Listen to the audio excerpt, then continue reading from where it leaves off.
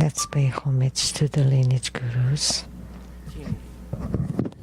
Homage to the Venerable Mang Liao Ming. Homage to Master Sakya Zheng Kong. Homage to His Holiness the 16th Karmapa. And homage to Master Dupten Dorji.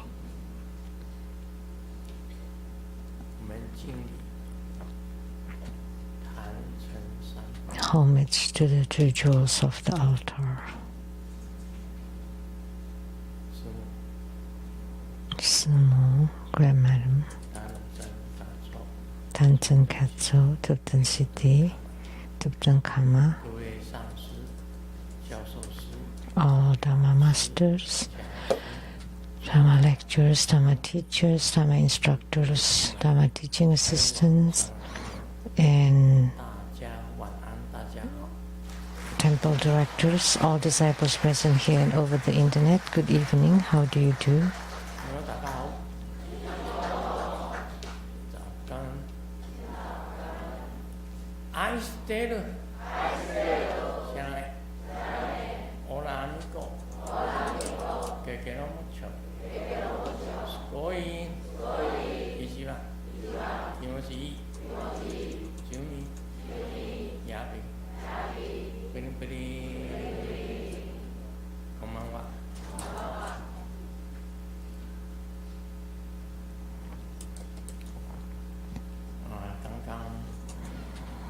Just now,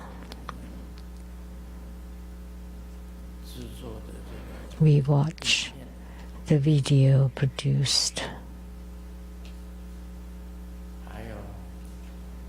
and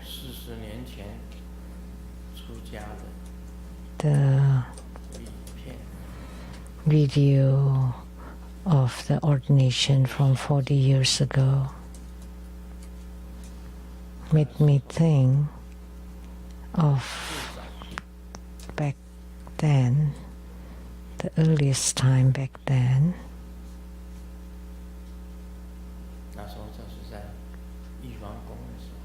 That was at the Jade Emperor Temple.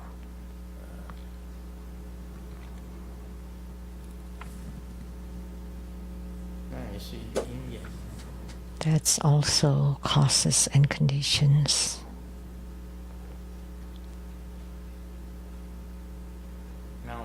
That's a case of causes and conditions. At first, I did not know anything.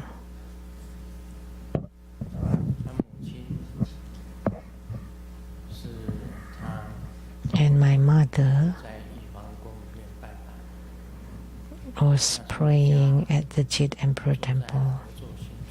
Back then, our home was at the cooperative village in Taichung.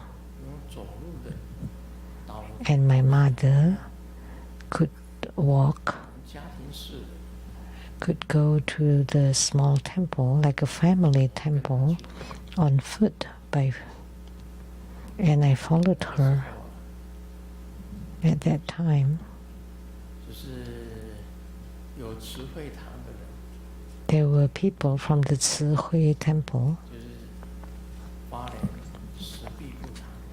which is the Sibibu Temple in Hualien. There were several of them there.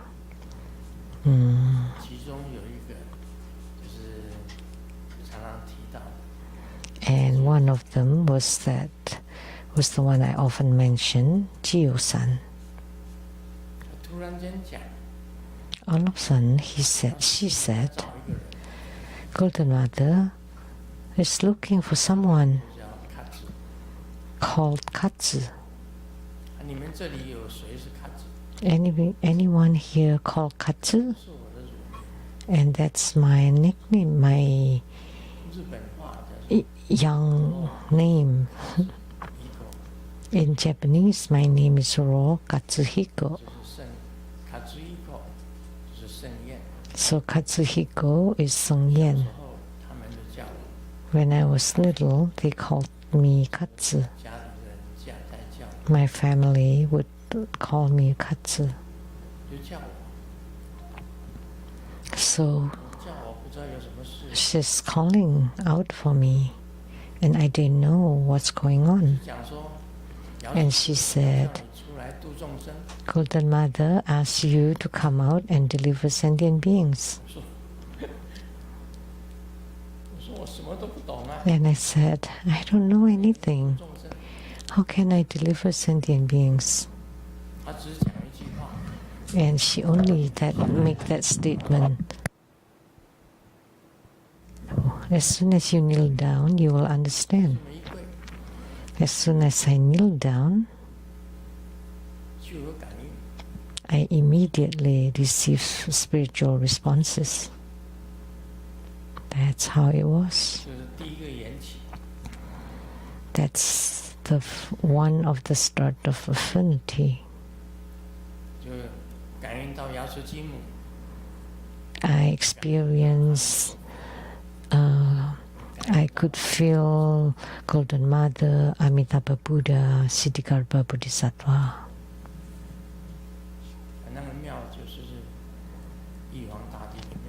And that temple is the Jade Emperor temple. And now we can also call him Indra or Lord Sakram.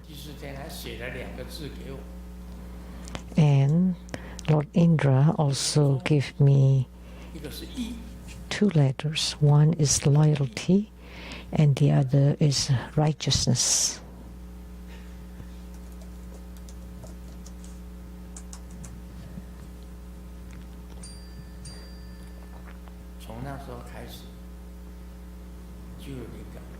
So from then on, I already have spiritual experiences.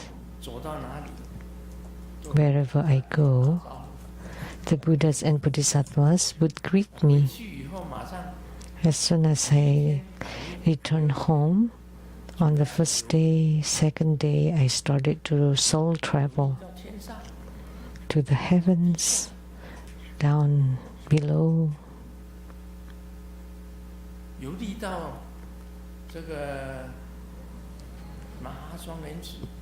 to Mahatwin Lotus Ponds.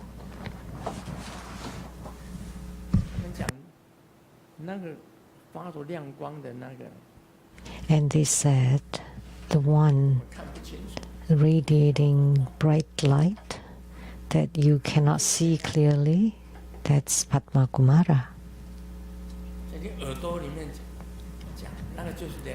And they told me right in my ears, that is Padma Kumara, Lotus child. That's your past life.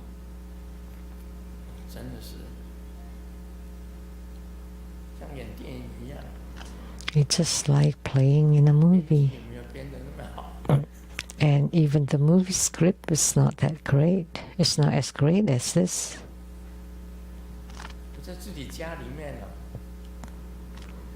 So in my own home, I wasn't clear what is the difference between Queen Mother and Golden Mother. And then at first, I had a statue made that's kind of old age, holding a dragon head. It turned out to be Queen Mother because I could not differentiate. The younger one is Golden Mother. I did not know anything, did not understand anything. In that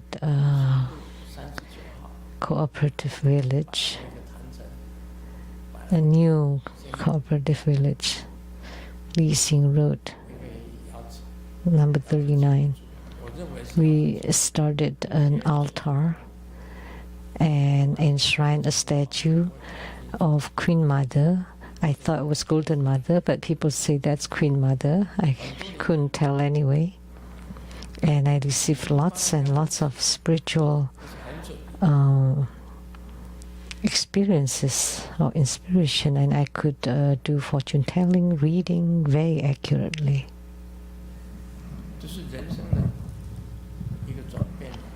So that's a turning point in my life. I was traveling between heavens and earth and down below. And I started my training then. In the middle of the night, they would come and teach me to form mudras. I was lazy then, and it was cold winter. I told them, you don't need to tell me. You don't need to teach me. Just do it for me when I need to. You're telling me how to step. You just do it for me when it's needed. Let me go to sleep. I know. When I lay like this, they would pick me up, head down, and then drop me back to the bed. Bang, to wake me up. That I had to study diligently. Oh well. These are all true stories. So in the military college dormitory, I bought a statue of Avalokitesvara Bodhisattva that was broken, that the vase was broken at the bookshop. I asked the shopkeeper, can you sell that statue for me? But the vase is broken. And I said, it's okay, I'll just put a mala on her hand instead. And when I brought her home, you know where I enshrined it? I just opened the window and then put the statue and then clap it with the window. And then I lit an incense. And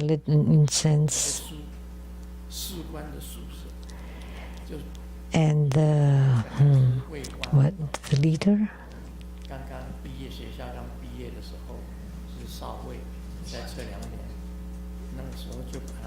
When I was just graduating from the military school, I was just a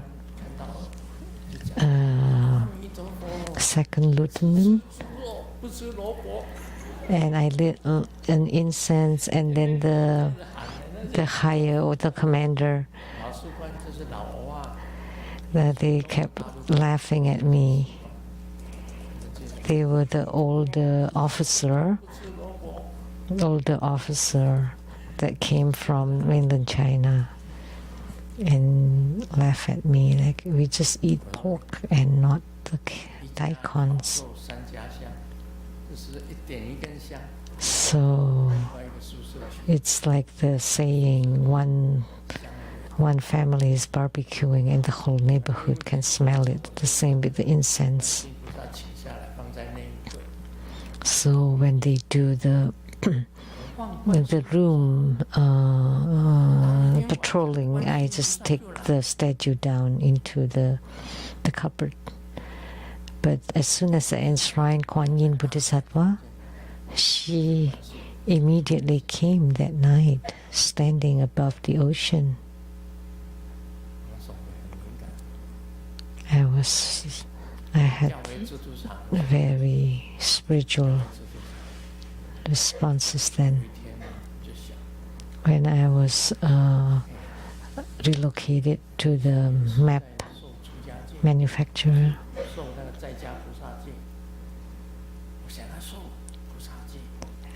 there was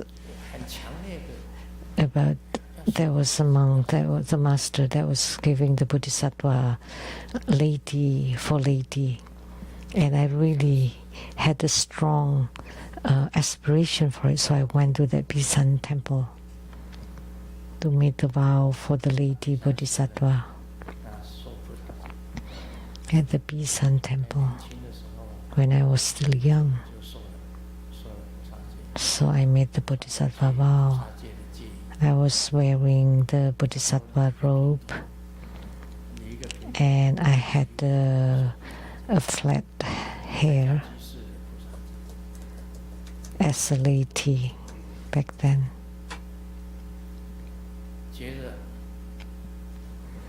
Like my hair was in a crew cut then. So everything was truly responsive back then.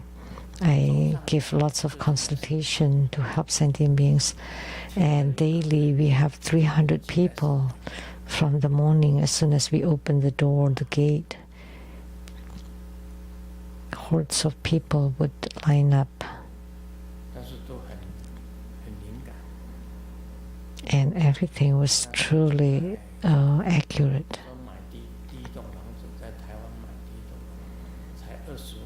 So the first house I bought, only 200,000 NT dollars at the Yixing community, the second road, number 26, as I remember. Now nobody dared to live in that house. It's abandoned. Because when I left that house, because over there I did a lot of exorcism of the ghosts that were attached to the mentally ill people, the mad people, and then I collected them into a bottle, and then I forgot to bring the bottle when I moved and left it there, so that house was abandoned now.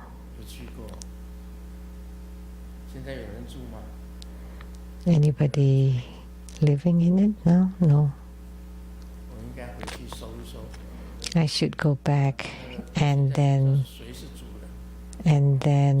take care of those ghosts. I don't know who own it now. The surrounding has been changed to high rises, but except that property on the second road, number 26, at the Yixing Tze.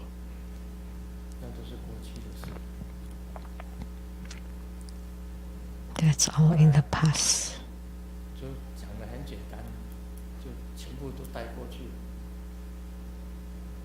So, simply said, I brought everything over.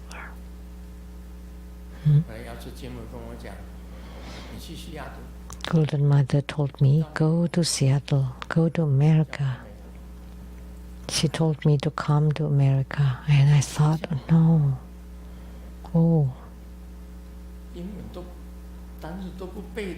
You know, I never learned English when I was in school. I never studied. I cheated in exams. Sorry.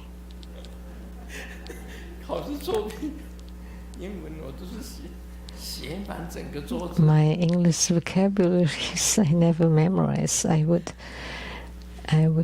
write them down on the desk, on my rulers, on my legs.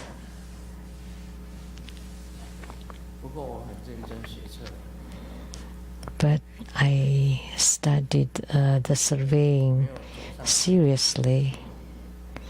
If I had not walked the path of spiritual cultivation or religion, then I would have done lots of surveying in Taiwan, like the first highway I did. I've done many. From south, Hongbito, to the north, Yiyidasan, the great mountain.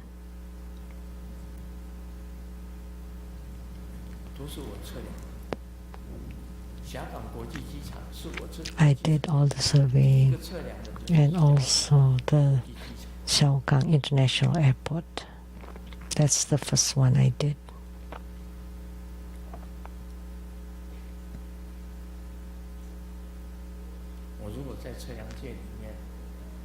If I had stayed in the field of surveying engineering, then all my life I would stay there. I would not have diverted onto the spiritual path. Just because of that occasion, When I was in the surveying unit, I accompanied my mother to the Jade Emperor Temple. That changed my whole life. So human life can just turn around. If I stayed in the surveying unit, I would just be a government officer all my life. There would not be today, would not exist.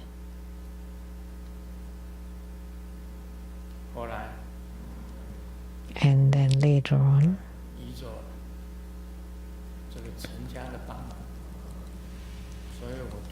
through the help of the Chen family, that's why I'm filled with gratitude to those who helped me in the past. Anyone that has helped me till now.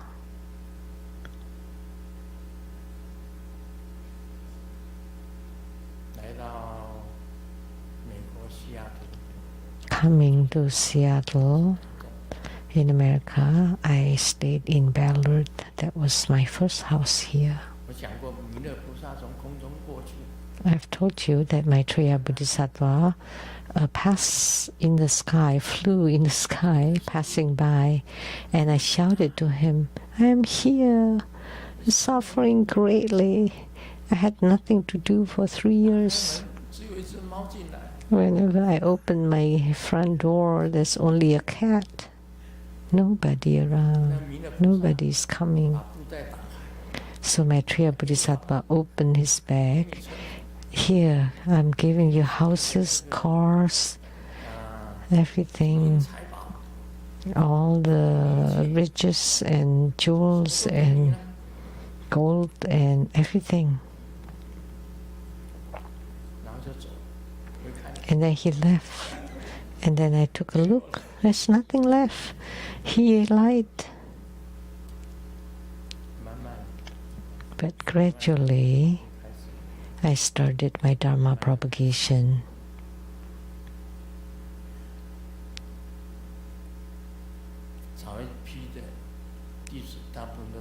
The first group of disciples, the earliest time, most of them have left the world, have passed away. And then the second and the third groups. And then the Venerable Master Guoxian came. At that time, that was before the temple was completely built. Frankly speaking, the person who donated the most to the Seattle temple was Master Guoxian, including that Avalokitesvara Kuan Yin Bodhisattva with 1,000 eyes and 1,000 arms and several more statues that were brought by him from Hong Kong or transported from Hong Kong. And he also donated the most to the building of the Seattle temple. We have 8 families in the community that followed me, and every family donated $20,000 to build this Seattle temple, and this is the common property. We did not have any money back then, but we also donated 20,000. Didn't you feel all the 8 houses around the temple? They all are big houses, except the True Buddha Tantric quarters only half the size.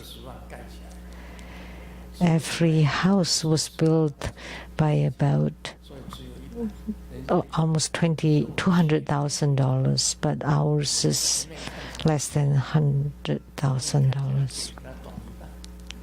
From the front, they look the same, but it's only half the depth.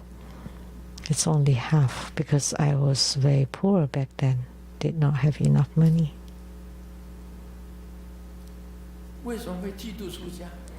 So why did I ordain to become a monk? It's not as profound as the video that I just want to be ordained and then ordained just like that. That's not the case. Golden Mother predicted that I would ordain one time, but I would get married first. So my mother immediately asked, oh, he would become a monk? So he would not marry? No, he would marry first and then would be ordained to become a monk. Don't laugh at me, okay? Sakyamuni Buddha was too.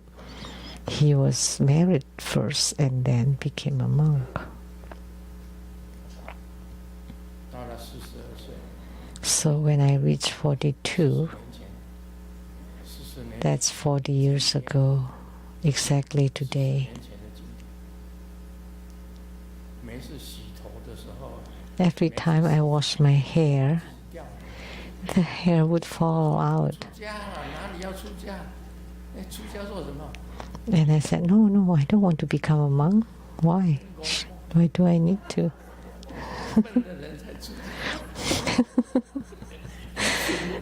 Only the dumb ones became ordained.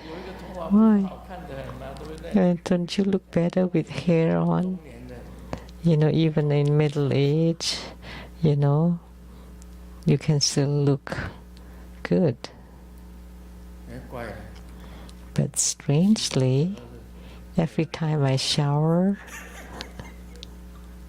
clumps of hair would fall out. There's just hair all over the top.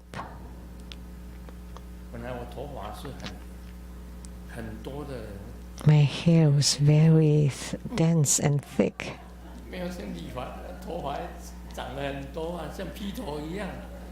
Because I didn't spend money to cut my hair, so my hair grew a lot.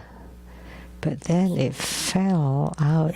It's not my intention, but the hair just fell by itself.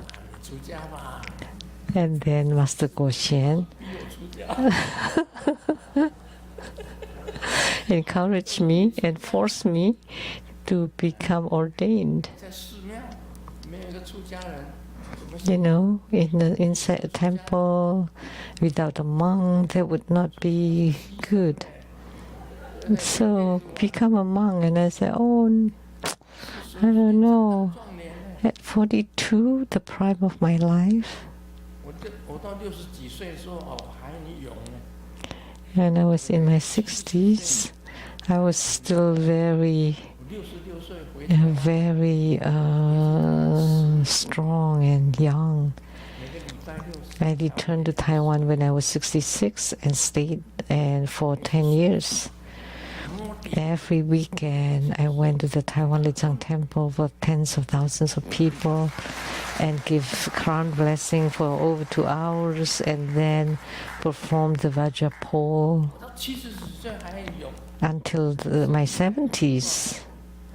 Until 76, right? So in my 70s, I was still strong and I did push-ups every day to build my biceps, the chest muscle.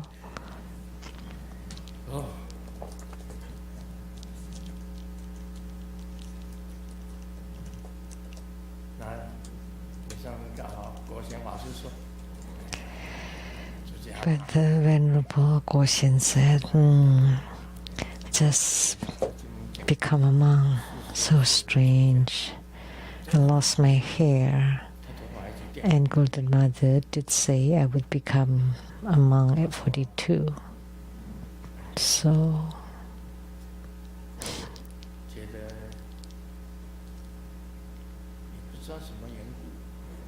I don't know for what reason. And I don't know whether it's right or wrong. All of a sudden, I said, okay, shave it. Okay, shave it off.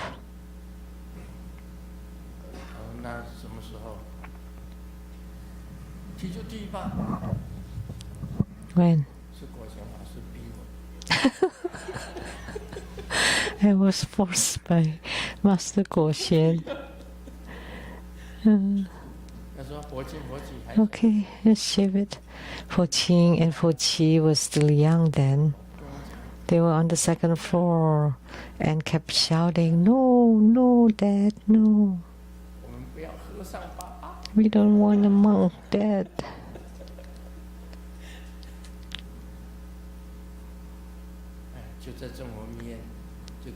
Right inside the True Buddha headquarters, I became ordained.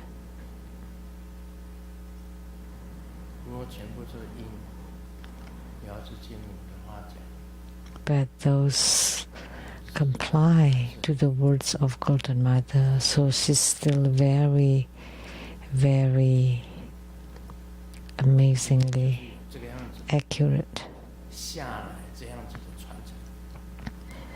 And today, due to such a lineage,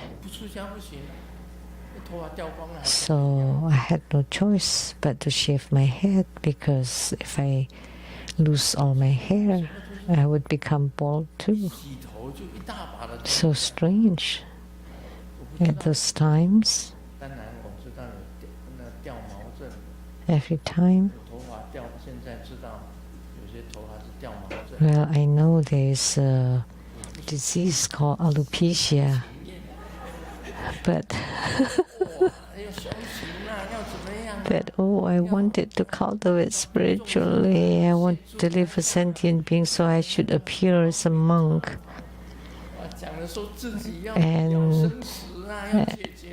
And to say it so loftily that I want to transcend life and death and to strive for Buddhahood ahead and deliver sentient beings below.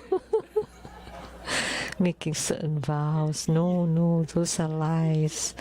I was just being forced to become a monk.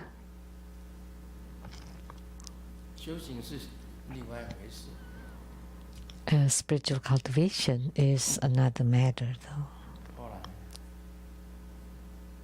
So later on, step by step, gradually,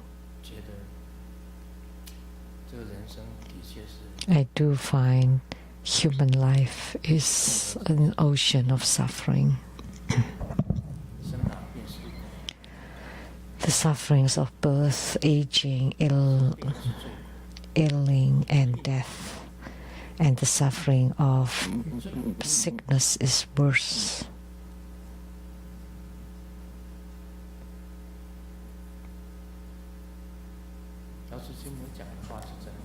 So what Golden Mother says is always true.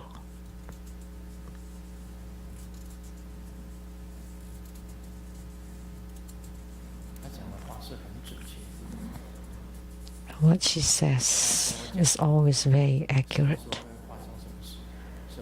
She tells me when, what would happen when, what would happen when, remember what would happen when. I know them all very clearly, but I cannot say it.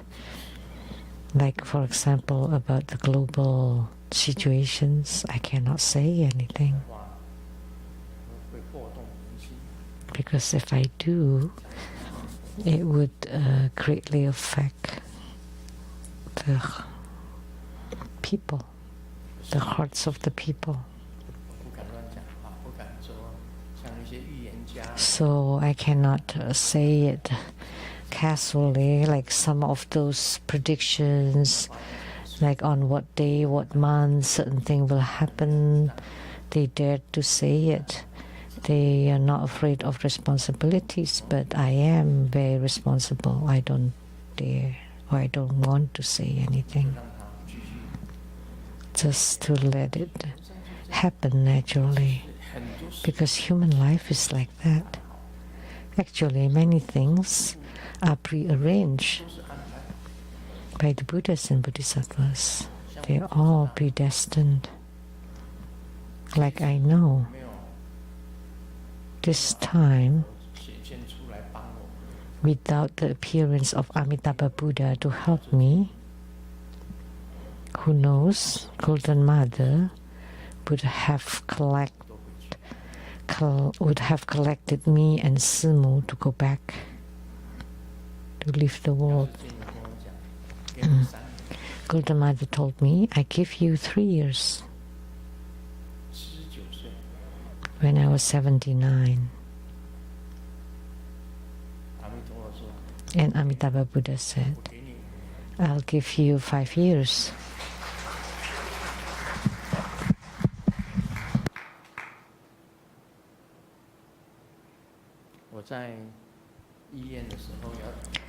When I was in the hospital, Amitabha Buddha appeared to me.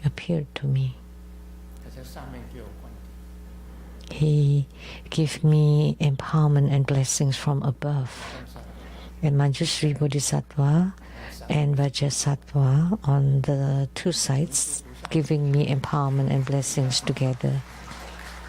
Manjushri, Vajrasattva, and above Amitabha Buddha.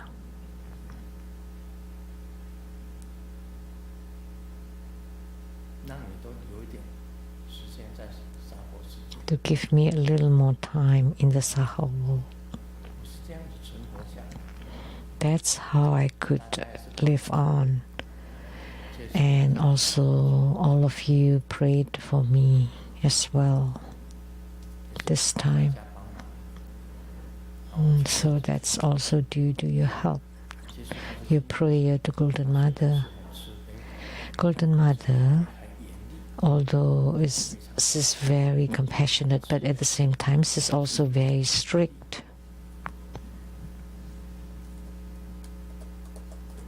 So she's compassionate, but she's also very strict.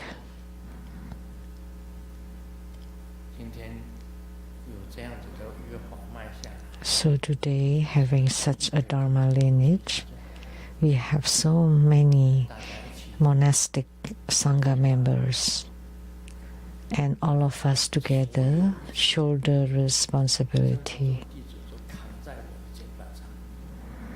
You know, at first all true Buddha school disciples are on my shoulder. They are all my responsibility. But in the future, it would be on your shoulders too.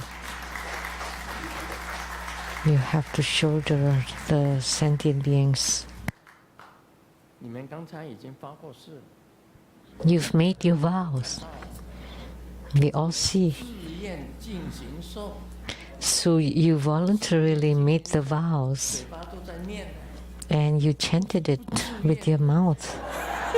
I was not doing it voluntarily, but you did it on your own will to be renunciated and ordained. But I wasn't. I was forced to become ordained.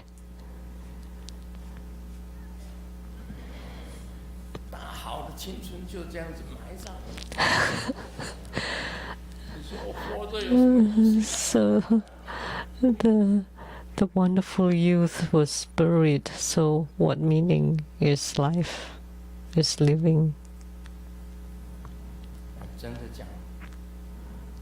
So, frankly speaking, although the past I was the lotus child, Padma Kumara, now I'm living in the Saha world. About births and death, or life and death.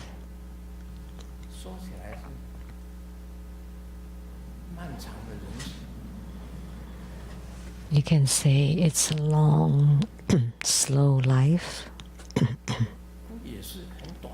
yet it's also very short. So if you say it's long, but if you say it's short, it's also short. And you have to walk the path. You have to walk it. You have to live it. The Buddha told us, the Buddha tells us, never do any evil and always do good. Never do anything bad. Remember, you must cultivate spiritually the best you can. Spiritual cultivation is to correct our own conduct and behaviors.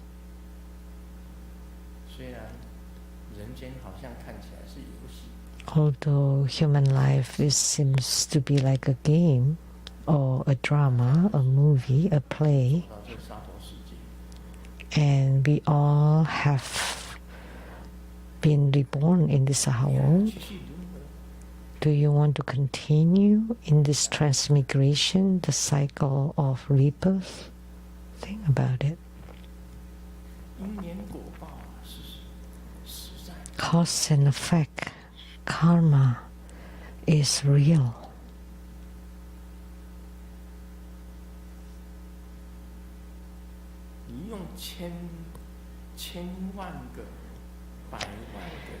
You use thousands and millions of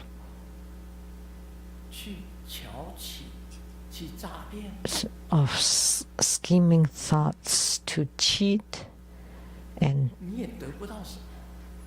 trick, and still you do not get anything. There is nothing to be gained.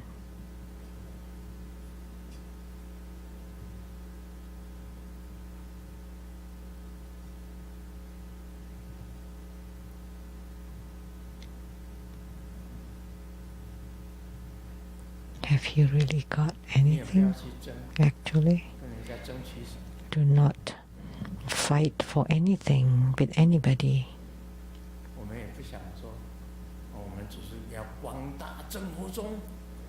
We can't say that we just want to expand and flourish through Buddha school, may through Buddha school abide forever.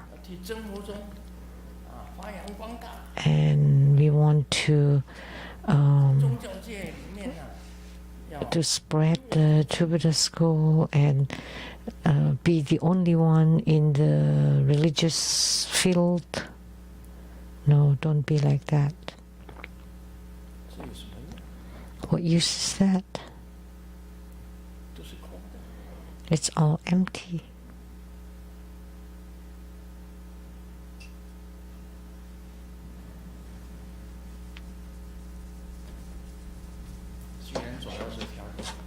So since we've walked this path and we have no path of return, how can I return to become a surveying officer?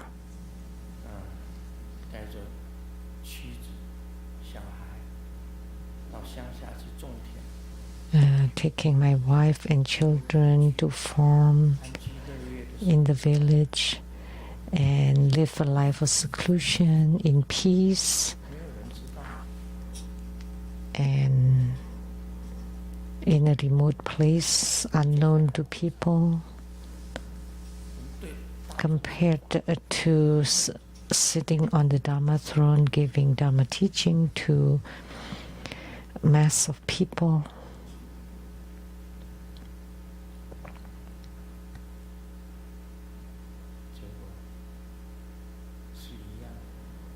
Turned out to be the same. The two different choices are the same. The only difference is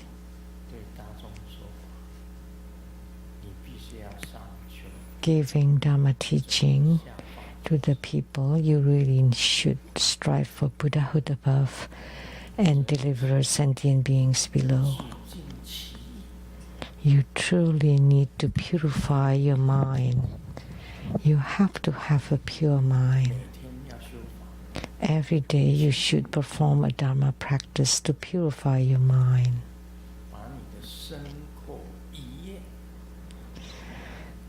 To to transform the karma of your body, speech, and mind into precepts, meditation, and wisdom.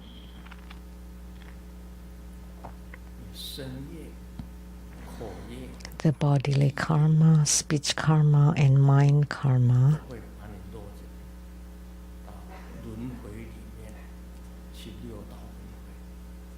are the causes of the rebirth cycle. But only by having the precepts, meditation, and wisdom are the three non-leaking studies that can allow you to be reborn into the Buddha verses and Pure Lands. Especially if you're already ordained, or if you have walked the spiritual cultivation path, whether as bhikshu, bhikshunis, upasakas, or upasikas, you need to do so. You need to do these three non-leaking studies in order to cultivate the 37 aids to enlightenment, or the 37 practices of the path. Once you have attainment, you want to transform and deliver sentient beings and create positive connections with them.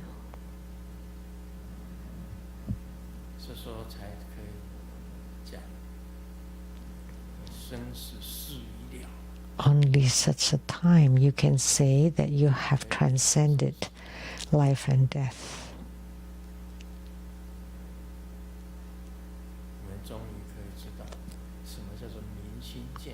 That eventually we would know what is realizing the mind, seeing the nature, and what is to be in charge of your own birth and death, and what is Buddhahood. Because only when the bodily karma, speech karma, and mind karma are annihilated, are gone, that the wondrous luminous true mind will be there. Because the karma of the body, speech, and mind will enshroud your wondrous luminous true mind. Only when your body, speech, and mind are purified that the wondrous luminous true mind will manifest. And only at such a time you would be able to merge with the light of the universe, that you would have true attainment and be liberated from samsara. Otherwise, what's the meaning of ordination? That would be meaningless. Whether you ordain monastics or ordinary people, there are no difference. What's the meaning of ordination?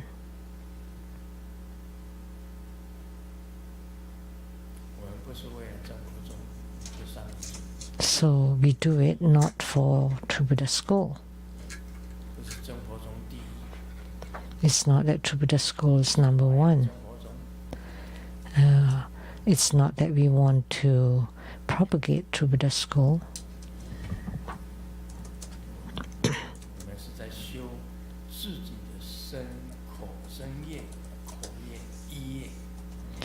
But we cultivate our own body, speech, and mind, transforming the karma, using the precept, wisdom, and meditative stability to purify the karma, and then the wondrous luminous true mind will naturally be there, and then you can merge into it and then would have attainment. So before eliminating the karma of body, speech, and mind, you will not be able to see your own nature or Buddha nature. So the four groups of the Sangha, whether you're the monastic bhikshu or bhikshunis or the lay upasakas, upasikas, are all the same. True Buddha school It's just a name, a banner, nothing. No. And we're not a certain mountain. Like they have certain mountain, a huge mountain here and there. And we don't have any. We just have Lake Sammamish. Lake Sammamish, a small lake.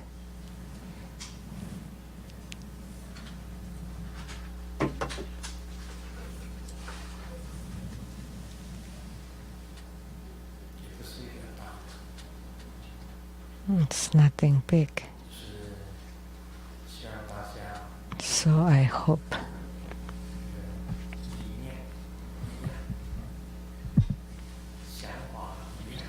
the same with your mindset, your thoughts, or your Dharma work.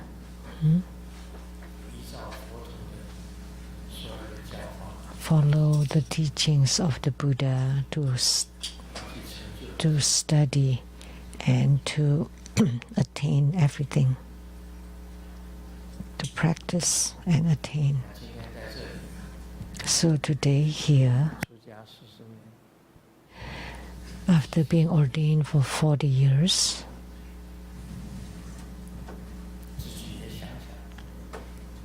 I thought to myself, in this life,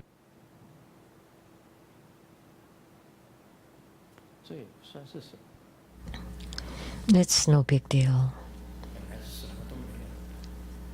There was nothing to start with.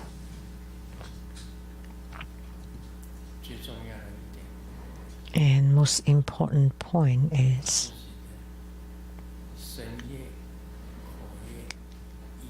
to eliminate your own bodily karma, speech karma, and mind karma. To purify them. Do not fight for anything. Do not strive for anything. Or fight with others.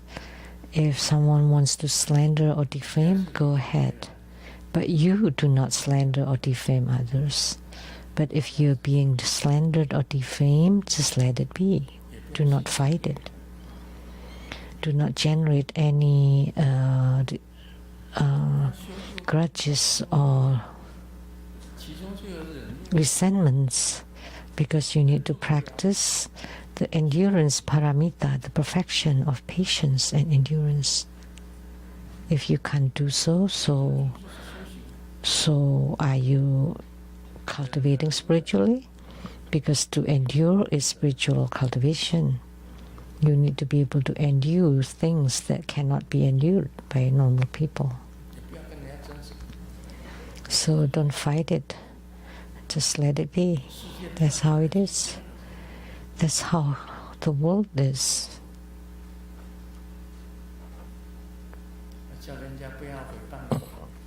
If you don't want people to slander you, to attack you or criticize you, that's impossible. Because that's how the world is. There are all kinds of messy stuff. All kinds of. You just cultivate yourself, cultivate your own conduct, and don't care about the external circumstances or situations. Don't worry about others, just worry about yourself. That's my philosophy. Don't worry, just ignore them all. Just ignore them all.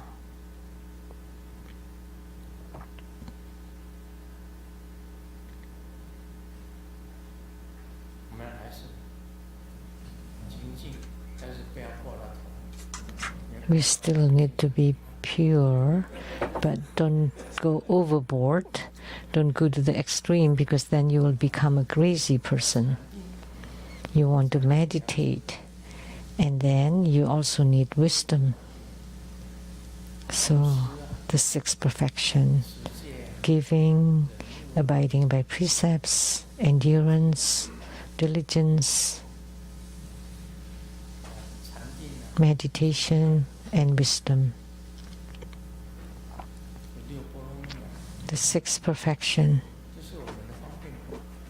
That's the convenient method. You have to walk that path.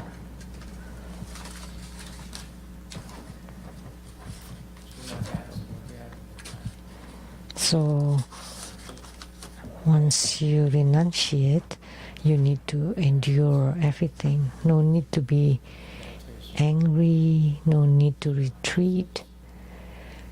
Just do your own part and in your own cultivation. Don't be agitated, because human life is as such. Well, luckily you're still young, and someone like me, the old one,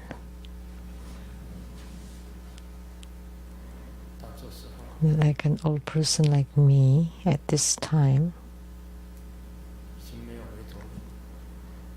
there is no turning back.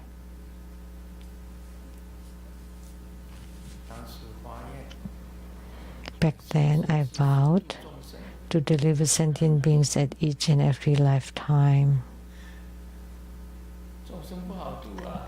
It's not easy to deliver sentient beings in each and every lifetime.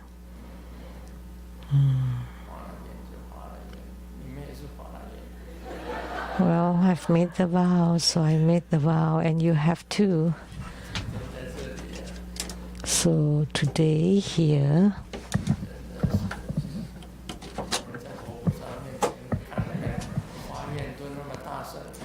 in front of the Buddhas and Bodhisattvas, you made such a loud vow. I don't need to say anything about it. I just followed what you say, but my foot would be writing no or negation. But human life is not fun. It's no fun. Once you play around, that's it. And then another life coming again. And then coming again. That's too much suffering.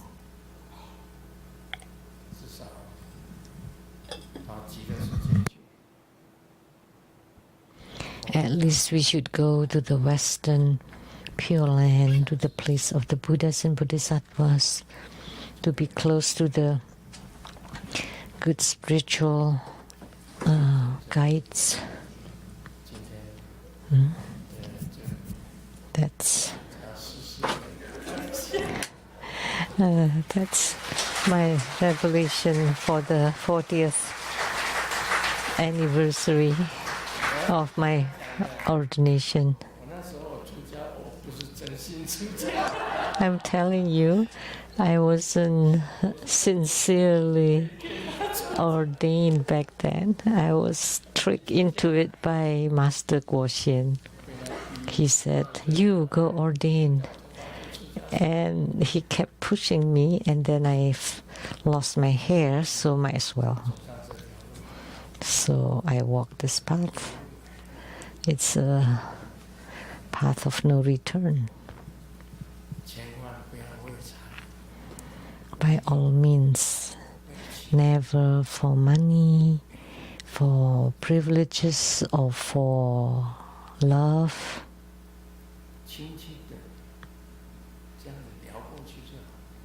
Just take it easy. Just take it easy and never fall into it or be entangled by it. Remember Grandmaster's advice. Just take everything that comes easily and don't be so immersed into it. Don't fall into it. Then you will not be able to get out of it.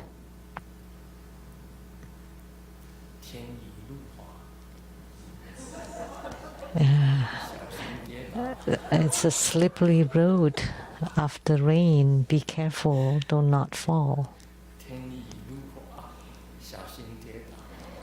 slippery road of the rain. Be careful, do not fall. Grandmaster had these experiences. Do not fall. Do not fall into it.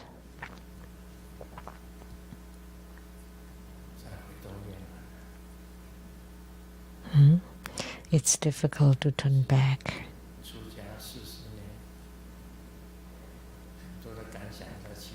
So there are a lot of my feelings and thoughts about my monkhood for the past 40 years. Thank you, everybody.